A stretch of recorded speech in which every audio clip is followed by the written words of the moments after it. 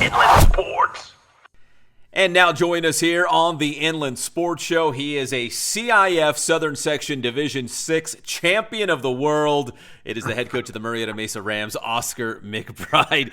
Coach, man, obviously last year was awesome. It was a special team. You win a CIF championship. I'm just curious, as you go through the summer, as you get ready for helmets and pads, do you guys talk about last season very much, or does it feel like it's a blank canvas? You got to kind of prove yourself all over again. You know what? It's a blank canvas. You start over. Every team is different. Every team has its own set of challenges and adversity. And we tell them, every year we may have guys returning, but every year is a different team. Guys change, guys grow, guys leave, guys transfer, guys move out of state. All kinds of things happen. So the team dynamic can change if we don't stick to our foundation, which is our standard, relentless effort, competitive excellence, and unquestioned character. Those three things should never change, no matter who's playing for us. So, new season, yeah, we make some reference to it from time to time, just to let guys know, hey, was that a championship effort? But for the most part, it's all about what's happening in 2025, brother. Hey, Coach, I did want to ask you a little team building activity. I think it was a Linfield Christian. I think Temecula Prep, T-Prep was there. Coach Dawson, Coach Burns, two guys I really respect as well. During the summer, obviously, you're doing stuff to get the team better, but at the same time, you want to have a little fun, right? And get the guys to come together, team building, bring that closeness before the season. Sure. So when I first got the job at Mesa, which gosh, 4 years ago. Deshaun, reached out to me. He's like, "Hey, man, welcome to the Valley. If you need anything, I'm here." Like, super gracious, and Coach Burns. He's just a phenomenal human being and a great coach. And I kind of took him up on that. We got really close. We become super close over the time I've been at Mesa. And that first year, he says, "Hey, man, we're planning a beach day." I'm like, "Oh man, a beach day sounds great." And he goes, "Okay, so here's what we're gonna do. We're gonna grab a couple of 25-pound dumbbells. We're gonna grab some medicine balls and a couple of ropes to do some tug of war." And he laid out this whole plan. I was like, "Oh man, that's great." So the first year was just the two of us. The next year, I think it was the two of us in Redlands East Valley. Uh, and I forget who it was with us last year, and then this year was us, T Prep, Linfield, and Notre Dame Oh, Riverside. that's right, yeah. Yeah, so it was just a great time.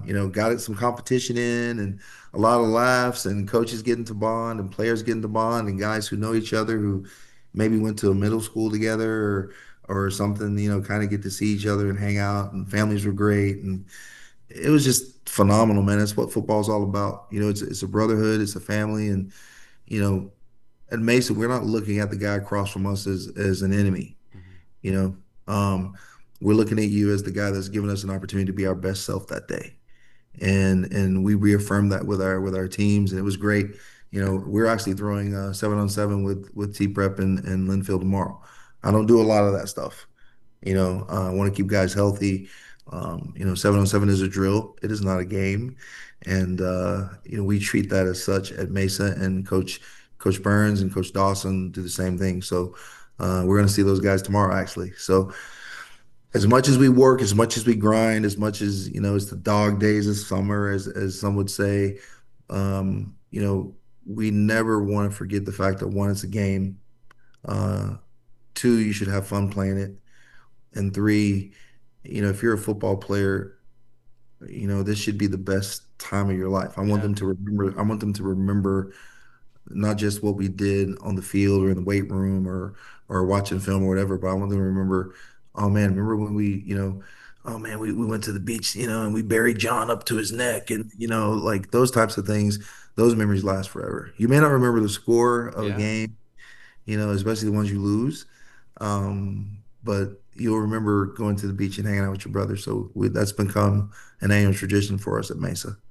That's awesome. I love that answer because you're right. You don't remember, a lot of the scores or what your record was that one season, but you remember those memories, hanging out 100%. with your guys like Yep. that. Yep. Coach, let me ask you about this year's team. I mean, do you have a lot of guys coming back from last year? Do you have, young guys stepping up? I mean, what's the team look like right now? You know what? We've got a ton of guys coming back, which is great. We've got most of our starters returning, all of our starters except two on our offensive line, which is great. We lost some guys, which, that's today's world and football. Parent situations change, kids leave the state. I lost a couple kids to out of state movement. I've lost a kid to relocation. And then there are kids who transfer to other schools looking for opportunities. It's kind of like free agency. It's kind of crazy. Like the NFL, you win a Super Bowl, or in college football, you go to the college football playoff, and all of a sudden your market value is higher. Sure. So, but we just reload. We don't. It doesn't matter to us. You know, we're going to coach who shows up. We're going to coach the guys who are invested in what we're doing. And as I always say, I want volunteers, not hostages. We want guys who want to be a part of Mesa football and what we're about. And those who stay, will ultimately be champions. And that is our mindset. But it's kind of a mixture of both. Have guys moving around. We've got some young guys who will show up big for us, some sophomores that will show up big for us. We've got some returning juniors, and we got a kid back that's going to be great for us. Keegan Williams didn't play football as a sophomore. 6'4", about 180. He's a receiver, great baseball player as well. Good kid. He's coming along nicely. Obviously, we got Daryl Conyer coming back, who's a sprint champion. He's going to be a junior. He's a 10'4", 10'4", 5", 100 meters. So Coleman Jones started 5 games for us last year at quarterback. We lost Trey Gamble. He moved out of the area. So for us, again, our standard doesn't change. Yeah. My coaching staff is nails, and we'll just continue to move forward. Each day it's about getting 1% better. Let's work on the hard things. Let's work on the things that we don't do well. Let's really drill down the details on these things, because that's kind of where the difference between being a championship football team and maybe a team that has a bunch of talent and doesn't play well. Hmm. That's kind of where we found we need to put our focus, and that's what we've been doing. The guys have been responding well. We'll be fine. I think we'll be okay.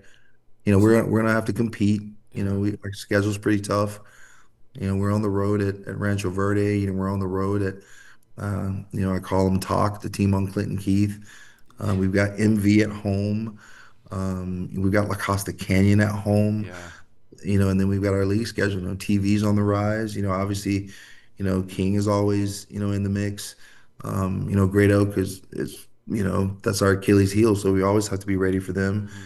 Hmm. Um, you know, Coach Mo's back, at the Yeah. helm at At Santiago. Santiago, and they're nobody in our league can be taken lightly. So we're gonna have to compete, and that's why I like being in this league and being around this area of football. Everything's so competitive. Yeah. If you're lining up in the Inland Empire, the Inland Valley, you're gonna be in a dogfight. It doesn't matter who you play, it doesn't matter where you play. So, we're gonna put our best foot forward, and we're gonna see where the chips fall. Coach, let me go back to your non-league real quick because you mentioned like the other Murrieta schools. I mean, Yeah, Rancho Verde and Coach yeah, Zomal, man, they'll always bring it. You mentioned, yeah, yeah, San Diego County, San yeah, Diego section. I mean, 100%. that non-league schedule is brutal. I'll put that up against anybody out there. I mean, I don't know if you're a glutton for punishment, but I mean, do you like playing like really good teams to, early on this in the schedule? You know what? It's a part of our process. We want to get guys, experience to get against stiff competition. Some people want to play teams that they can beat. We want to play teams that are going to make us work. So we know what that feels like. So we Yeah. know what that adversity feels like, that toughness feels like. I mean, we're scrimmaging Del Norte. I mean, Del Norte won it a couple of years down in San Diego section. Coach Barnett's done a phenomenal job down there.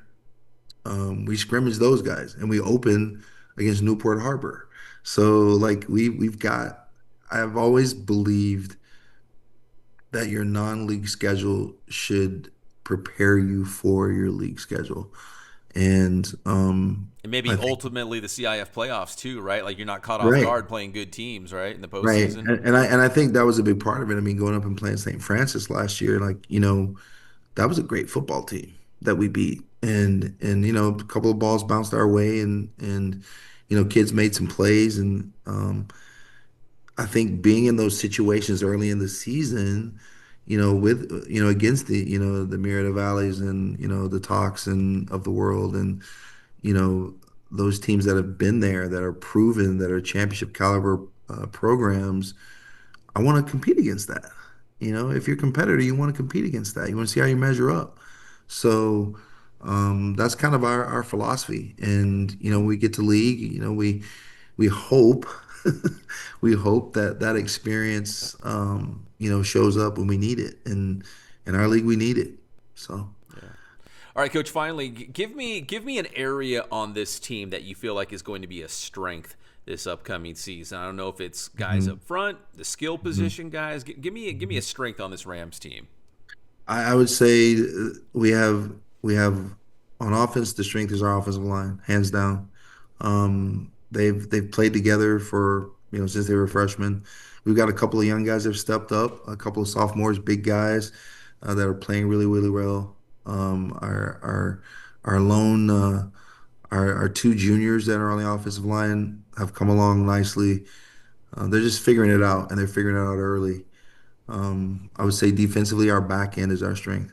Our linebackers, Chris Flores is back in the lineup after being out last year with a busted shoulder. He started 7 games as a freshman. Daniel Ritchie is back. Obviously, Mr. Everything for us. This kid plays everything except D line and offensive line. We're even thinking about throwing him in some quarterback. The kid he's just a football player. And then of course you have Jesse Wilhite on the back end, another all CIF guy. Um, we've got some holes to fill in on the defensive line, just in terms of depth. When you lose a guy like Isaiah Casillas, you lose a guy, like Elijah Seau, you know, you lose a CIF Defensive Player of the Year, another All CIF guy, All League guys. You know, guys are gonna have to step up and fill those slots. So, but strength wise, yeah, offensive line, hands down, and our back end defensively. Okay. Well, Coach, I'm going to let you go because I know you have a special dinner plan tonight for you and your wife. Is that right? Yeah, I gotta get my chef on, man. I gotta get my chef on. Mama's been working hard, so we gotta get everything going here in a Well, minute. I gotta ask then. Do you and Coach Burns at Linfield Christian, you guys talk food a lot? I know he's kind of a foodie. He likes to cook. And you know what? We don't talk food a lot. Most of the time, it's him counseling me. That's most of what our conversations are. If you know Coach Burns, he's very spirited and very wise, and it's really funny. I want to call him and commiserate, and he's like, you know what? You got to do better. And he's like always coaching, man. I love that guy. So I'm looking forward to spending some time with him tomorrow. I think we start at 4:30. I think he's gonna come up around 2:30, and we're gonna hang out and chop it up a little bit. So we haven't talked about food yet. Maybe I'll ask him tomorrow. I did not know He he was a foodie. he does ask him. He does some sort of like what does he call it? Like DBU. It's like a food university where coaches come up with their best recipes and they This, compete. I don't know. Ask him about it. He does it. I, Listen, he loves social media. I love Hashtag it. all gas no breaks. He does Yep. all that stuff on social. So ask Yes, him about the indeed. food. I guarantee it. I'm gonna call him as soon as we get done. Yes, do it. Tell him I pointed you in his direction. So Thanks, Pep. I appreciate it, man. you Thanks for got calling it. me, brother. That is Oscar McBride, the head coach of the Murrieta Mesa Rams, right here on the Inland Sports Show. Inland Sports.